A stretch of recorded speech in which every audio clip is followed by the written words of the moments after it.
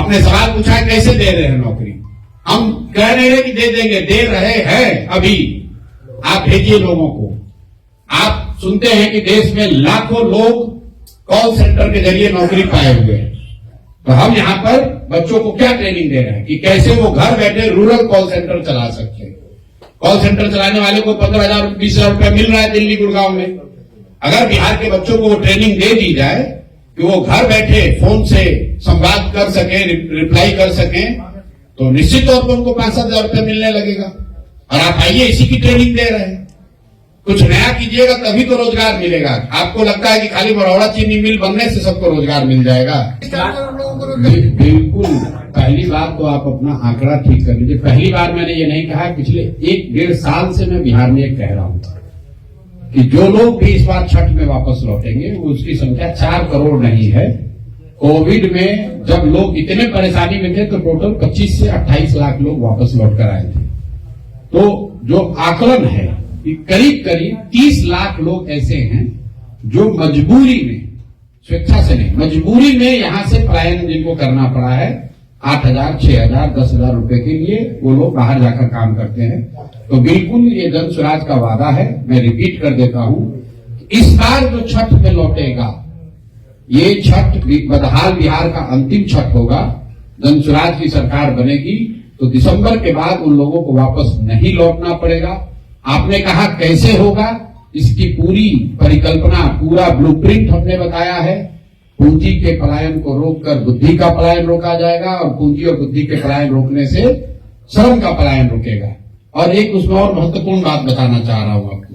अगर आपको लगता है कि ये तो थियरी है, तो अभी आपके सबके सामने बता रहा हूं, बिहार सत्याग्रह आश्रम में अभी भी जाकर आप देख लीजिए। और आपके जरिए छपरा के नौजवानों को ये न्योता भी दे रहा हूं, आप यहां से आइए, 5 दिन का वहां पर प्रशिक्षण लीजिए और आपको 5-6 हजार रुपए के मजदूरी के लिए कहीं नहीं जाना पड़ेगा। आने जाने का किराया भी जन स्वराज देगा। 5 दिन के रहना खाना प्रशिक्षण भी आपको जन स्वराज मुफ्त दे रहा है। जन स्वराज की सरकार बने न बने, चुनाव हो तब हो, चुनाव से पहले मैंने इस बार संकल्प लिया है कि 1 लाख बच्चों को, रिपीट कर देता हूं, 1 लाख बच्चों को जन स्वराज अपने खर्चे पर प्रशिक्षित करके 4, 5, 7, 8, 10 हजार रुपए कमाने की स्थिति में ला देगा। और ये काम हम लोग पिछले 1 महीने से वही कर रहे हैं। और मैं चाहता हूं कि आप किसी बच्चे को जिसको आप जानते हो, जिसने 12वीं कम से कम पढ़ाई करी है, जिसको स्मार्टफोन चलाने की समझ है, वो उसका नाम नंबर दे दीजिए, हमारे यहाँ फोन करके वो आ जाए। आने जाने का मैं रिपीट कर रहा हूं, आने जाने का बस भाड़ा, ट्रेन भाड़ा भी दूंगा। रहने खाना और प्रशिक्षण 5 दिन का मुफ्त। 6वें दिन से वो काम पे लग जाएगा और 16वें दिन उसके अकाउंट में पैसा आ जाएगा। लेकिन काम कहाँ से उपलब्ध होगा ये बताएं। अभी जो आप जी काम, 1 मिनट, अब देखिए आपका अपना नजरिया है कि काम कहां से उपलब्ध होगा। काम मैंने क्या कहा, टेक्नोलॉजी से होगा। आप YouTube चलाते हैं, आप तो यूट्यूबर हैं या पत्रकार हैं तो YouTube चलाते होंगे। YouTube क्या बेचता है? YouTube ने तो छपरा में आकर सीमेंट का दुकान नहीं खोला है। बिहार और इंडिया में YouTube ने अपना ऑफिस खोलकर स्टील और छड़ बनाने की फैक्ट्री नहीं लगाई है। क्या बेच रहा है? फिर भी देश भर के जितने बिजनेसमैन हैं उनसे ज्यादा पैसा YouTube के मालिकों के पास है। तो दुनिया में सुनो तो भाई, बहुत सारे ऐसे रास्ते हैं जिसके जरिए आप 5, 7, 8, 10 हजार रुपया कमा सकते हैं। जो कॉल सेंटर, 1 मिनट रुकिए भैया, एक तो आप समझना नहीं चाहते हो। आपने सवाल पूछा है कैसे दे रहे हैं नौकरी। हम कह रहे हैं कि दे देंगे, दे रहे हैं अभी। आप भेजिए लोगों को। आप सुनते हैं कि देश में लाखों लोग कॉल सेंटर के जरिए नौकरी पाए हुए हैं। तो हम यहाँ पर बच्चों को क्या ट्रेनिंग दे रहे हैं कि कैसे वो घर बैठे रूरल कॉल सेंटर चला सकते हैं। कॉल सेंटर चलाने वाले को 15,000, 20,000 रुपया मिल रहा है दिल्ली गुड़गांव में। अगर बिहार के बच्चों को वो ट्रेनिंग दे दी जाए कि वो घर बैठे फोन से संवाद कर सके, रिप्लाई कर सके, तो निश्चित तौर पर उनको 5-7 हजार रुपया मिलने लगेगा। और आप आइए, इसी की ट्रेनिंग दे रहे हैं। कुछ नया कीजिएगा तभी तो रोजगार मिलेगा। आपको लगता है कि खाली मरौड़ा चीनी मिल बनने से सबको रोजगार मिल जाएगा? अगर मरौड़ा चीनी मिल बन भी जाए तो 4-5-10 हजार लोगों को फायदा होगा। बिहार में तो 50 लाख लोग बेरोजगार हैं। तो हम लोग वो बात नहीं कहते हैं जो यहाँ पर पहले से कही जा रही, तो हम आएंगे सरकारी नौकरी दे देंगे। कैसे दे दोगे सरकारी नौकरी? 78 साल में टोटल बिहार में नौकरी मिला है 23.25 लाख लोगों को। आंकड़ा याद रखिए, चपरासी से लेकर मुख्य सचिव तक टोटल 23.25 लाख लोग ही बिहार में सरकारी नौकरी करते हैं। मतलब परसेंटेज टर्म में हुआ 1.97%। 2% लोगों को आज तक 78 साल में सरकारी नौकरी मिला। नेता लोग आकर कह रहे हम सरकारी नौकरी दे देंगे सबको। अरे भाई 13 करोड़ की आबादी है, 23 लाख सरकारी नौकरी करता है, सबको सरकारी नौकरी कैसे दे दोगे? पूरे देश में 3% लोग ही सरकारी नौकरी करते हैं, तो मैक्सिमम 3-3.5% से ज्यादा आबादी सरकारी नौकरी कर ही नहीं सकती है। लोग यहां बता रहे हम सरकारी नौकरी से बेरोजगारी दूर कर देंगे। कैसे कर दोगे दूर?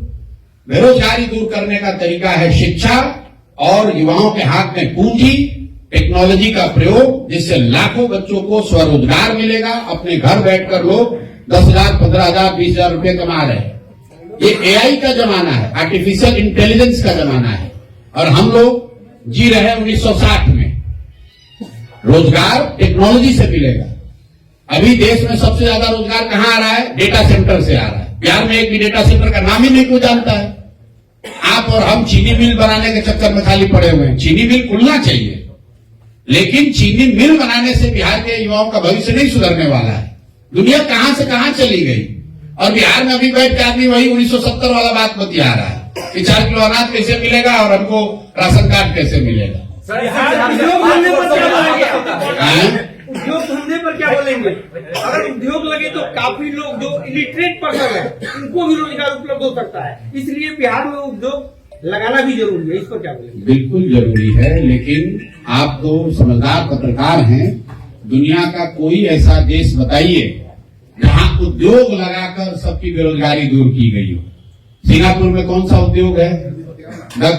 न्यूजीलैंड में कौन सा उद्योग है? फिनलैंड, स्वीडन, डेनमार्क में, नॉर्वे में कौन सा बड़ा उद्योग है?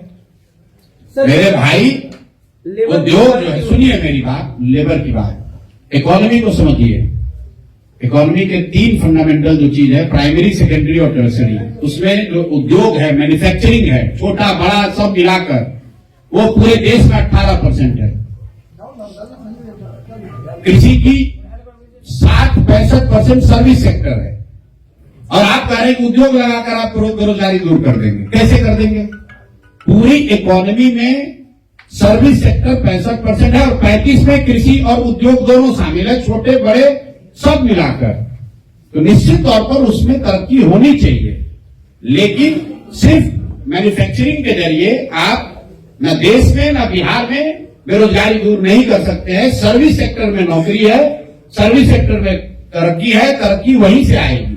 अगर होटल बन रहा है उसमें 50 लोगों को नौकरी मिली है, उसमें रिसेप्शन पे कोई बैठा है। अगर यहाँ 50 रेस्टोरेंट है तो उसमें 200 लोगों को नौकरी मिली है। अगर यहाँ 1000 टैक्सी चल रही है उसमें लोगों को नौकरी मिलेगी। सिर्फ फैक्ट्री बनाकर मजदूर लगाने से पूरे बिहार को नौकरी नहीं मिल सकती। वो एक छोटा पहलू है। इकोनॉमी में मैन्युफैक्चरिंग सेक्टर का रोल मुश्किल से 20% है, मतलब 1/5 है, और उससे आप 100% लोगों को नौकरी नहीं दे सकते हैं।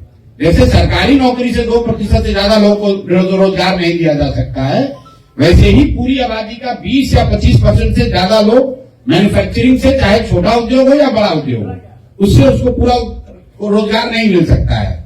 जब तक तीनों पहलू, कृषि, इंडस्ट्री और सर्विस सेक्टर, तीनों में तरक्की नहीं होगी, तीनों के बारे में प्लान नहीं किया जाएगा, तब तक बिहार में बेरोजगारी खत्म होने वाली नहीं है। स्थिति बहुत बॉटम में है, उसको टॉप में ले जाने के लिए क्या प्लान है? क्या किसका बॉटम में है? हर एक चीज में, शिक्षा में भी देख सकते हैं। बॉटम में है तो उसको टॉप में ले जाने का पहला प्लान ये है कि जो लोग बॉटम में हैं, हम और आप बिहार के लोग पहले ये एक्सेप्ट करें, रियलाइज करें कि हम लोग भैया सबसे पीछे और गरीब हैं। क्यों गरीब हैं उसका मतलब समझें कि गरीबी बात करने से दूर नहीं होगी, गरीबी सही तरीके से वोट देने से दूर होगी। वोट उसको दीजिए जिसकी समझदारी हो, अगर वो, और जिसको भी दीजिए उसको 5 वर्ष के लिए चुनिए। जीवन भर की बंधुआ मजदूरी मत कीजिए, किसी को मौका 5 वर्ष ही मिलना चाहिए। 5 वर्ष में अगर वो दल वो नेता काम नहीं करता है तो उसको पलट के दूसरे ओर कीजिए। दक्षिण के जो राज्य जहां पर तरक्की हो रही है, कर्नाटक, तमिलनाडु, केरल, तेलंगाना और आंध्र प्रदेश, जिन राज्यों में करीब करीब 1/3 जीडीपी अब पूरे देश का सिर्फ इन 5 राज्यों में है, इन राज्यों में पिछले 78 साल में कोई व्यक्ति 10 साल से ज्यादा मुख्यमंत्री नहीं बना है। क्यों? क्योंकि जनता वहां पर डिमांड कर रही है कि भाई तुमने जो काम किया तुमसे हमको अच्छा चाहिए। अगर आप कल जनसुराज को चुन देंगे और जनसुराज वालों को ही लगातार वोट देते रहेंगे तो जनसुराज वाले भी काम नहीं करेंगे। सबसे पहले तरक्की तब होगी जब जनता अपना अधिकार समझेगी और नेताओं में, दलों में ये डर होगा कि हम काम नहीं करेंगे तो जनता हमको हटाएगी। अभी तो जनता हटाएगी इसकी चिंता ही नहीं है। नेता जो है वो ये सोचता है कितना यादव है, कितना भूमिहार है, कितना पंडित है, वो देख ही नहीं रहा है कि कितना फैक्ट्री खोले, कितना स्कूल खोले, कितना सड़क बनाए। चुनाव लड़ने के लिए उसको मालूम है लोग जाति पर वोट देंगे, तो वो स्कूल की चिंता क्यों करे, फैक्ट्री की चिंता क्यों करे। मैं आपको बता रहा हूं कि मरौड़ा चीनी मिला बता रहे हैं बहुत बड़ा जख्म है, और आप लोग सब लोग हम लोग मिलकर जो लोग मरौड़ा चीनी मिल को बंद कराए उनको वोट दे रहे हैं, जो लोग मरौड़ा चीनी मिल खोलने का गलत वादा किए उन्हीं को वोट किए जा रहे हैं। तो कैसे सुधार होगा? सर एक मिनट में सर, आपने कहा कि हम सोशल मीडिया के जरिए, हमने कहा एक बात और कि दायज कितने लोग बैठे हैं, सबसे बड़े ज्ञानी हम ही नहीं है। आप सब सवाल तो जनता भी पूछिए। सर एक लास्ट सवाल है, आपने बोला कि सोशल मीडिया के जरिए बच्चों को जॉब देंगे। सोशल मीडिया नहीं, टेक्नोलॉजी। आज से 1-1.5 साल पहले आपका आईटी टीम यही काम फोन करके यूट्यूब चलाते हैं वादा करते थे कि हम ऐसे करेंगे, ऐसे सिखाएंगे, आप अच्छे कमाई कर सकते थे यूट्यूबर से। उसके बाद बच्चों का बहुत कि हम कोई खराबी होगा, कोई प्रॉब्लम, हम आपके संभालने के लिए हैं, पेज भी कर दिया जाएगा। आपके सामने प्रूफ है, मेरा पेज 3 पेज था, इसका नुकसान लगभग 8 से 10 महीने में लगभग 17-18 लाख रुपया मेरा बर्बाद किया। आप उसके बाद हमारे वजह से आपका 17-18 लाख नुकसान हो गया। आपसे आईटी टीम ने जाना, मैं प्रूफ दे सकता हूँ। अच्छा, आप अलग से आके मिलिए। अगर आप 17-18 लाख रुपए कमा रहे थे, अभी भी कमाते हैं सर 17-18 लाख, तो चलिए कम से कम आप मेरे इस बात को तो प्रमाणित कर रहे हैं कि सुनिए ना, कि यूट्यूब के जरिए या टेक्नोलॉजी के जरिए 17-18 लाख रुपया भी कमाया जा सकता है। आप तो हमारी बात कह रहे हैं। आपके साथ किसने क्या धोखा कर दिया, अभी कैमरे के बाद यहाँ बैठिएगा, अगर कोई धोखा किया होगा घर जाना हमसे ले लीजिएगा। लेकिन मुझे खुशी है कि बिहार के युवा होने के नाते आपने ये समझ बनाई है कि टेक्नोलॉजी के माध्यम से लाखों रुपया कमाया जा सकता है। उसके लिए हरियाणा में जाकर, गुजरात में जाकर किसी फैक्ट्री में 8-10 हजार रुपए की मजदूरी नहीं करनी पड़ेगी।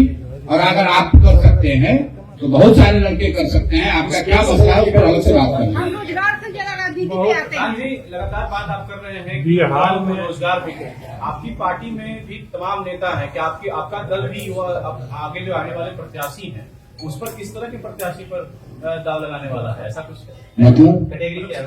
मतलब कि बिहार के हम नेताओं का चुनाव करेंगे, उनको रोजगार थोड़ी ना दे रहे हैं। लोग तो पहले से रोजगार वाले लोग। बिहार के मतलब आप क्या करेंगे, ऐसे लोगों को एमएलए बनाएंगे जो एमएलए रोजगार के लिए पा रहा है। बिहार के लोग जो बाहर जा रहे हैं, युवाओं, देखिए युवाओं की जो यहाँ पे भागीदारी का सवाल है, निश्चित तौर पर एक बहुत बड़ी संख्या में युवा आपको जनसुराज के टिकट पर लड़ते हुए नजर आएंगे। लेकिन जनसुराज का क्राइटेरिया ये नहीं है कि आप युवा हैं इसलिए आपको टिकट मिल जाएगा। अगर आप सही व्यक्ति हैं, समाज में आपकी पकड़ है, समाज के लोग आपको चाहते हैं, तो आप युवा हो या बुजुर्ग आपको टिकट मिलेगा। लेकिन स्वाभाविक तौर पर चूंकि हम लोगों ने कहा है कि ज्यादातर उम्मीदवार, मैं कह सकता हूं कि 2/3 से ज्यादा उम्मीदवार ऐसे लोग होंगे जो नए चेहरे होंगे, उसमें युवा भी बड़ी संख्या में होगा। बिहार की जाति आधारित राजनीतिक व्यवस्था पर आप भाई सरकार देखिए, करते हैं। 1 मिनट इनका पहले जवाब दे लें। मेरे से सवाल ये पूछा गया कि आप चुनाव कहाँ लड़ेंगे, क्या आप चुनाव लड़ेंगे। मैंने कहा कि अभी तक मैं चुनाव नहीं लड़ूंगा, यही निर्णय है। लेकिन मैं दल से ऊपर नहीं हूं। दल ने अगर निर्णय ले लिया तो जो दल निर्णय करेगा वो करूंगा। अगर दल ने निर्णय लिया कि मुझे राघोपुर से लड़ना है तो राघोपुर से भी लड़ूंगा। दल ने निर्णय लिया कि हरनौत से लड़ना है तो हरनौत से लड़ेंगे। जो भी दल से निर्णय होगा वो उसको मुझे मान्य, वो मेरे लिए मान्य होगा। प्रशांत जी, आप लगातार बिहार में जाति आधारित राजनीति पर चोट करते रहे हैं, लेकिन उपचुनाव में आपने भरपूर चोट की, लेकिन कोई अच्छे नतीजे जन स्वराज के लिए नहीं है। अभी भी आप इस बात को दोहराया है आपने कि बिहार की जनता जाति पाति के आधार पर वोट करती है, तो ऐसे में जो कमिंग इलेक्शन है इसके लिए आपकी पार्टी की रणनीति में कोई बदलाव आया है? मैंने ये नहीं कहा कि अपने बात को ध्यान से सुना नहीं, हमने ये नहीं कहा कि बिहार की जनता जाति पाति पर वोट करती है। मैंने ये कहा कि अगर जाति पर वोट करोगे तो आपको विकास नहीं मिलेगा। मैं रोज कहता हूं कि बहुत सारे लोग आपके छपरा में, बहुत सारे लोगों ने लोकसभा में मोदी जी के नाम पर वोट दिया है। मोदी जी के जाति के लोग तो नहीं रहते हैं छपरा में, तो मैं ये नहीं मानता हूं कि हर व्यक्ति जाति पर वोट देता है, लेकिन आप जाति के लिए वोट दें या 5 किलो अनाज के लिए वोट दें या मंदिर के लिए वोट दें या हिंदू मुसलमान के नाम पर वोट दें, जिस चीज के लिए वोट देंगे वो चीज आपको मिलेगी। ये बात जनसुराज बता रहे हैं, हम लोग बता रहे हैं कि आप अपने बच्चों के पढ़ाई रोजगार के लिए वोट दीजिए, वो भी आपको मिलेगा। रह गई बात आपने कहा उपचुनाव की, तो 2-3 बात आप समझ लीजिए। उपचुनाव में जनरली अक्रॉस इंडिया पिछले 75 साल में देख लीजिए 90% केस में जो रूलिंग पार्टी है वही जीतती है। दूसरी बात, जो परिणाम आए वो निश्चित तौर पर हम लोग के आशा के अनुरूप नहीं थे, मैं उससे कोई एक्सक्यूज नहीं करता हूं, लेकिन 10 दिन पुरानी पार्टी, हम लोग को 1 नवंबर को सिंबल मिला है, 31 अक्टूबर को 10 दिन के बाद चुनाव हुआ और हम लोग को 10% वोट आया है। जदयू यहाँ पर 30 साल से तो राज कर रहे हैं, 18-19-20 साल से तो नीतीश बाबू मुख्यमंत्री हैं। जदयू जब अकेले लड़ी थी तो उनको 16% वोट आया था। पिछले बार भाजपा को 19.6% वोट आया है बिहार में। तो 10 दिन पुरानी पार्टी को 10% वोट आया है, वो इतना भी बुरा नहीं है। 10% वोट अगर किसी दूसरे दल को आता तो आप लोग कहते कि भैया 21 गठबंधन में जाएंगे, इनको कितना सीट मिलेगा। लेकिन मुझे खुशी है कि आपकी और हम लोग की खुद की भी अपेक्षा, हम लोगों ने बार हायर सेट किया है। हम लोग 10% 15% वोट लेने नहीं आए हैं, हम लोग बिहार जीतने भी नहीं आए हैं, हम लोग बिहार को सुधारने का लक्ष्य लेकर आए हैं। तो हम लोग को और मेहनत करने की जरूरत है। और आपने उपचुनाव के बाद जो एमएलसी का चुनाव हुआ वो नहीं देखा, जहां आपको 22% वोट हम लोग को मिला, जीते वहां भी नहीं, लेकिन राजद तीसरे नंबर पे था, एनडीए चौथे नंबर पर और जनसुराज दूसरे नंबर पर 22% वोट के साथ था।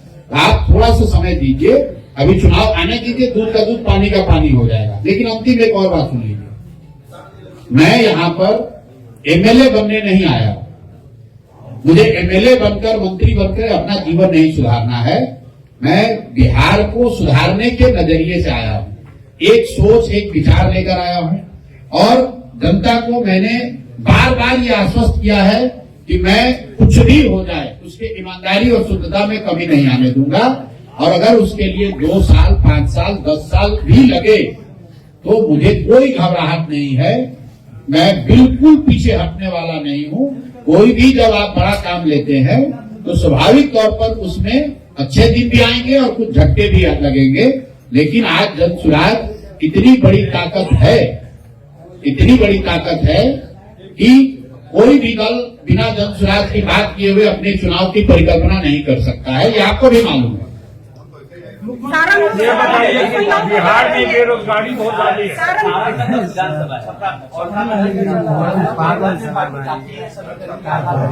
बिना मतलब का सवाल। भाई जनसुराज जिसको भी टिकट देगा वो व्यक्ति किसी न किसी जाति का तो होगा ही। भाई जनसुराज ऐसे व्यक्ति को तो आप हमें बता दीजिए कौन सा आदमी है जो किसी जाति में पैदा ही नहीं हुआ। भाई हम किसी जाति के आदमी को तो टिकट, किसी को टिकट देंगे वो किसी जाति का होगा, तो कल आप कहिएगा कि ये भी तो जाति देखकर वोट दे, टिकट दे। टिकट देने का जो पैमाना है, टिकट देने का पैमाना है कि जिसको भी यहाँ के लोग, स्थानीय लोग, इस विधानसभा के और जनसुराज से जुड़े हुए लोग, जो हम लोग का पैमाना है उस पर जो सही व्यक्ति पाया जाएगा, हम लोग की कोशिश होगी कि टिकट उसी को दें। लेकिन अगर 10 लोगों को टिकट मिलेगा तो निश्चित तौर पर उसमें 7-8 जातियां होंगी, क्योंकि 10 आदमी जाति विहीन तो कोई है नहीं। आप मुझे बता दीजिए छपरा में कौन ऐसा आदमी है जिसकी जाति नहीं, उसी को टिकट दे देते हैं। भाई किसी न किसी जाति का तो होगा ही। अब जब हम देंगे किसी को टिकट और उसकी जाति मान लीजिए कि यादव की, आप भी यादव देखकर वोट टिकट दे रहे हैं, हम व्यक्ति और उसका चरित्र देखकर ही टिकट देंगे या दल देगा। निश्चित तौर पर जिसको टिकट मिलेगा वो किसी जाति का होगा, तो समीकरण आप पीछे समझ लीजिएगा। महिलाओं को कितनी टिकट देंगे सारण लोकसभा से? कितनी महिला प्रत्याशी को मैदान में उतारेंगे सारण 40, मैं अभी बता देता हूँ, 40 महिला प्रत्याशी जन स्वराज की ओर से अगला विधानसभा चुनाव लड़ेंगी। कोशिश ये होगी कि हर लोकसभा क्षेत्र से कम एक लोग जरूर लड़े। तो लेकिन ये संभव है कि किसी लोकसभा क्षेत्र में एक भी ना हो, किसी लोकसभा क्षेत्र में 2 हो, लेकिन 40 महिला प्रत्याशियों को टिकट देने का वादा जन स्वराज ने किया है, उस पर हम लोग कायम रहेंगे। 1-2 ऊपर नीचे हो सकता है, लेकिन मोटे तौर पर 40 प्रत्याशियों को उतारा जाएगा। मेरे भाई, अभी तो आप कह रहे हैं कि हमारा कोई वजूद ही नहीं है जन स्वराज का, अभी तो आप कह रहे हैं कि आपको तो कोई वोट ही नहीं मिलेगा। तो भाई पहले जीत जाने दो, जीतने के बाद हम आपको भी बुला लेंगे छपरा से और आपके सामने बैठ के सारे विधायक बता देंगे कौन मुख्यमंत्री होगा। अगला मुख्यमंत्री बिहार का कौन होगा, ये इसका जवाब दे सकते हैं। अगला मुख्यमंत्री जो भी हो नीतीश कुमार नहीं होंगे, ये लिख लीजिए। और अगर एक मिनट रुक जाइए भाई, अगर इस पर गलती हो तो बिल्कुल मेरा गर्दन पकड़िएगा। किसी भी हालत में नीतीश कुमार अगले मुख्यमंत्री नहीं होंगे और इसके लिए कोई आपको बहुत गणना करने की जरूरत नहीं है, बिल्कुल लॉजिकल बात है। अगर एनडीए को यहाँ सफलता मिलती है तो उस सफलता में निश्चित तौर पर भाजपा नीतीश कुमार से ज्यादा सीट जीत कराएगी, तो वो नीतीश को तो फिर बनाएंगे नहीं। और अगर एनडीए जीती नहीं तो भी नीतीश नहीं बनेंगे। तो आप इतना तो लिख ही सकते हैं कि नीतीश कुमार नवंबर के बाद बिहार में नीतीश कुमार मुख्यमंत्री नहीं होंगे। कौन होगा वो अभी तय होना बाकी है। आने वाले विधानसभा चुनाव को लेकर कई पार्टियां जो है बिहार में अपनी अपनी योजनाएं हैं, जैसे माई बहन योजना, कई पार्टी नहीं, सुनिए ना, ऐसा है, कई पार्टियों ने नहीं, आपके पार्टी द्वारा क्या है बता रहे हैं कि एक दल जिसके नेता हैं माननीय तेजस्वी यादव जी, उन्होंने माई बहन योजना जारी की। भाई सबके हाथ में मोबाइल है और मोबाइल में कैलकुलेटर है।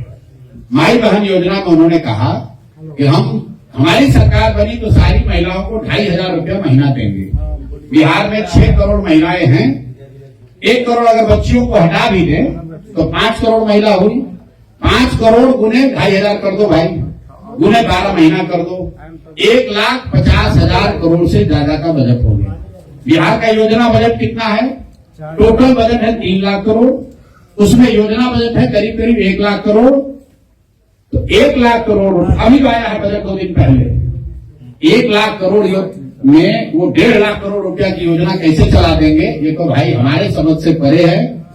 वो आपको बता देंगे तो आप हमको बता दीजिए कि साहब जब बिहार का बजट है 1 लाख करोड़ तो आप 1.5 लाख करोड़ रुपया कहां से दे दीजिएगा। और इतना बड़ा ज्ञान अभी आप 1.5 वर्ष पहले उप मुख्यमंत्री थे तब क्यों नहीं आया था? माँ बाबूजी आपके 15 साल मुख्यमंत्री रहे तब क्यों नहीं आया था? भाई साहब अभी डोमिसाइल पर विधानसभा में हंगामा कर रहे थे। टीचरों की जो बहाली हुई उसमें आधे से ज्यादा यूपी और मध्य प्रदेश के लड़के बहाल हुए। बहाल करते समय शिक्षा मंत्री कौन था? चंद्रशेखर यादव राजद के। उप मुख्यमंत्री कौन थे? महाविद्वान तेजस्वी यादव जी। तो भाई तुम्हारे रहते डोमिसाइल गलत डोमिसाइल नीति की वजह से 60% से ज्यादा शिक्षक यूपी और मध्य प्रदेश के बहाल हो गए। आज विपक्ष में आए तो हल्ला मचा रहे हो। तुम्हें किसने रोका था डोमिसाइल उस समय लागू करने के लिए? ये तो विशुद्ध तौर पर ठगने की बात है। आपने कहा कि आपकी क्या योजना? भाई हम लोग इतनी बड़ी बात नहीं कह सकते हैं, हम लोग 5 बात कह रहे हैं। पहली बात, बच्चों के लिए 15 साल से कम उम्र के बच्चों के लिए पढ़ाई की व्यवस्था की बात कर रहे हैं। और जब तक सरकारी स्कूल नहीं सुधरेगा, क्योंकि एक दिन में सुधर नहीं सकता है, हम लोग की योजना के हिसाब से करीब करीब 5 लाख करोड़ रुपए का खर्च होगा अगले 10 वर्ष में, तब बिहार में शिक्षा व्यवस्था सुधरेगी। लेकिन जो बच्चे पढ़ने जा रहे हैं वो तो 10 साल वेट नहीं कर सकते हैं। तो जन स्वराज ने ये कहा कि जब तक सरकारी स्कूल नहीं सुधरेगा तो आपके पास, गरीबों के पास, गरीब परिवार के पास ये विकल्प होगा कि वो चाहे तो अपने बच्चों को लोकल प्राइवेट स्कूल में पढ़ा सकते हैं, उसका फीस सरकार की ओर से भरा जाएगा। पहला घोषणा ये की है। दूसरी घोषणा ये की है कि जो लोग 5-10 हजार रुपए के लिए पलायन के लिए मजबूरी में गए हैं उनको साल भर में वापस यहाँ पर रख लिया जाएगा, उनको वापस जाने की जरूरत नहीं है। उसकी योजना भी बताई और आपको अभी बताया कि 1 लाख बच्चों को अपने खर्चे पर जन सुराज चुनाव से पहले ये करके दिखा रहा है। तीसरी बात हम लोगों ने कही कि मनरेगा को कृषि से जोड़ दिया जाएगा ताकि दिसंबर के बाद यहाँ के जो किसान हैं उनको खेती करने के लिए मजदूर मुफ्त में मनरेगा के तहत प्रदान किए जाएं। चौथी बात आपको कही गई, यहाँ जितनी महिलाएं हैं उनको स्वरोजगार के लिए सरकारी गारंटी पर, क्योंकि गरीब लोगों के पास गारंटी में देने के लिए जमीन नहीं है, सरकारी गारंटी पर उनको लोन दिया जाएगा जिस पर ब्याज सिर्फ उनको 4% देना पड़ेगा। तो हम लोग अगर 4% देने का मतलब है कि 6,000 करोड़ रुपया में 1 लाख करोड़ रुपया का क्रेडिट लोगों को दिलाया जाएगा। 10% अगर सरकार मान लो कि बैंक का ब्याज है, 4% पब्लिक देगी, 6% सरकार देगी, 6,000 करोड़ रुपया का खर्चा है, 1 लाख करोड़ रुपया लोगों को लोन मिलेगा स्वरोजगार के लिए। और अंतिम बात जो बताई गई है कि 60 वर्ष से ज्यादा उम्र के जितने लोग हैं जिनको पेंशन 400 रुपया मिल रहा है, उसमें आप दिव्यांग और विधवा लोगों को भी जोड़ लीजिए, मैं अलग से नहीं बोलता हूँ, मतलब जिसको भी पेंशन 400 रुपया मिल रहा है उसको 2,000 रुपया दिसंबर 2025 से मिलने लगेगा। इसका खर्चा आएगा करीब 12,000 करोड़ रुपया साल का। तो हम सिर्फ योजना नहीं बता रहे हैं, योजना पर क्या बजट लगेगा और वो बजट कहाँ से आएगा ये भी बता रहे हैं। शराबबंदी पे आपका क्या विचार होगा? यहाँ की आपकी सरकार ने भैया एक ही बात पर इतनी बार विचार बताएं, जब स्वराज की सरकार बनी तो 1 घंटे में शराबबंदी हटा देंगे, क्योंकि शराबबंदी बिहार में लागू है ही नहीं। वृद्धा पेंशन शराब 2,000 रुपया कहाँ से? अरे भैया 12,000 2500 रुपया तेजस्वी नहीं दे सकते हैं तो 2,000 वृद्धा पेंशन आप कैसे दे सकते हैं? मेरे भाई कौन से क्लास में आप गणित पढ़े हैं? यहाँ पर मैंने आपको गणित बताया कि महिलाओं को 2,500 रुपए देने का मतलब है 6 करोड़ महिलाओं को 5 करोड़ महिलाओं को देना पड़ेगा। 60 वर्ष से ज्यादा उम्र के कितने लोग रहते हैं बिहार में? 60 वर्ष से ज्यादा उम्र के कितने लोग रहते हैं बिहार में? 1 करोड़ से कम। दोनों में फर्क आपको नहीं समझ में आ रहा है भाई साहब? अमूमन यार पहले बात सुनिए कोई सुनने के बाद तैयार नहीं कर। मेरे भाई जो इंटरसिटी नहीं चल रही है तो अपने माननीय सांसद जी जो भाजपा के बड़े नेता हैं, आपके वोट और आपके आशीर्वाद से बार बार जीत रहे हैं, उन्हीं की दिल्ली में सरकार है, उनसे आग्रह कर रहा हूं भाई कि आपकी सरकार ने गुजरात में 1 लाख करोड़ रुपया हम लोग के नाम पर लोन लेकर बुलेट ट्रेन बनाने का प्रयोजन किया है। तो माननीय मोदी जी से मिल लीजिए और मिलकर एक इंटरसिटी अपने क्षेत्र के लिए भी जारी करा दीजिए। और अश्विनी वैष्णव जी से भी व्यक्तिगत आग्रह कर रहा हूं आपके माध्यम से कि भाई छपरा के लोगों को, सांसद की बात सुनिए मत सुनिए, छपरा के लोगों पर इतना मदद कीजिए, इन लोगों के लिए इंटरसिटी यहाँ शुरू करा दीजिए। पहला सवाल ये कि बिहार में भी आपकी पार्टी पूरी तरह से स्टैब्लिश नहीं हुई है और आप तमिलनाडु भी जा रहे हैं, क्या लगता है भविष्य में आप बहुत जल्दी राष्ट्रीय पार्टी है तो राष्ट्रीय तमिलनाडु? दूसरा सवाल ये है कि नीतीश जी ने आज फिर रविशंकर प्रसाद जो सांसद है उनके पैर छूने की कोशिश की और तेजस्वी ने आज महिला दिवस पर सम्मान सम्मेलन किया। भैया देखिए, जहाँ तक माननीय मुख्यमंत्री जी के सवाल है तो ये चीज कोई हमारे कहने की बात नहीं है। मैं ज्यादातर लोगों पे व्यक्तिगत कोई आरोप आक्षेप नहीं लगाता हूँ, लेकिन नीतीश जी की मानसिक हालत अच्छी नहीं है ये बात हमने नहीं कही। सबसे पहले नवंबर 2023 में ये बात सुशील कुमार मोदी जी ने कही विधानसभा के सामने खड़े होकर कि नीतीश जी को लगता है मानसिक कोई गंभीर बीमारी है। उसके बाद यहाँ तेजस्वी जी ने भी कहा, कई बड़े नेताओं ने कहा और पिछले कई महीनों से बिहार में ये चर्चा आम है। तो हमने ये मांग करी कि नीतीश जी की जो मानसिक स्थिति है उस पर मेडिकल जांच होकर एक बुलेटिन अगर सरकार जारी कर दे तो ये चर्चा जो आम है ये खत्म हो जाएगी। है सरकार तो बात मानेगी नहीं। तो मैंने कैमरे पर भी कहा है कि नीतीश जी फिजिकली टायर्ड और मेंटली रिटायर्ड होने की स्थिति में हैं अगर आपको इसका भरोसा नहीं है तो कोई भी पत्रकार नीतीश जी से खाली ये पूछ ले कि उनके मंत्री परिषद में साथी मंत्रियों का नाम क्या है। नीतीश कुमार आज की तारीख में दावे के साथ कह रहा हूं आपको, अगर कैमरे पर आकर बिना पेपर देखे नीतीश कुमार अपने मंत्री परिषद के साथी मंत्रियों का नाम और विभाग बता दें तो मैं पूरा जन सुराज का अभियान वापस लेकर नीतीश कुमार को नेता मानकर उनके समर्थन में खड़ा हो जाऊंगा। बिल्कुल उनकी मानसिक स्थिति स्वस्थ वो नहीं है, वो स्वस्थ हो ऐसी मैं कामना करता हूं, लेकिन मुख्यमंत्री होने के नाते उनको इस बात का, उनके साथियों का, उन सहयोगियों का को संज्ञान लेना चाहिए कि जो व्यक्ति अपने साथियों का, अपने मंत्री परिषद का नाम नहीं जानता वो बिहार की समस्याओं से कैसे निपटेगा। मेरा अगला सवाल किशोर कुमार मुन्ना से है। भाई जो आपने पहला सवाल पूछा, तमिलनाडु में जो विजय हैं जिन्होंने टीवी के पार्टी शुरू की है वो हमारे पुराने मित्र हैं, और कहीं न कहीं जब मैंने यहाँ जन सुराज शुरू किया तभी हम लोगों ने तय किया था कि वो तमिलनाडु में टीवीके के नाम से एक ऐसा ही प्रयास शुरू करेंगे। तमिलनाडु में चुनाव बिहार चुनाव के 6-7 महीने के बाद है, तो मेरा ये फर्ज है कि मैं उनकी मदद करूं, वो भी यहाँ मेरी मदद के लिए आएंगे और मैं भी उनकी मदद के लिए गया था। मेरा अगला सवाल किशोर कुमार मुन्ना से। तेजस्वी का जो आपका सवाल है, मैंने पहले आपको कह दिया, जिनके राज को, जिनके माँ बाप के राज को कोर्ट ने जंगल राज कहा, वो माँ बहन के सम्मान की बात करें वो उचित नहीं लगता है। माँ बहन की सम्मान की बात तब होती जब उनके राज में सुरक्षा की बात होती, शिक्षा की बात होती, और ये योजना बनाकर ये झारखंड से कॉपी किए। तो अभी विधानसभा चुनाव हुआ, वहां पर महाराष्ट्र में और झारखंड में ऐसे ही कैश ट्रांसफर की स्कीम की वजह से 2 लोग चुनाव जीते हैं, तो ये लोग चुनाव जीतने के लिए कुछ भी कर सकते हैं।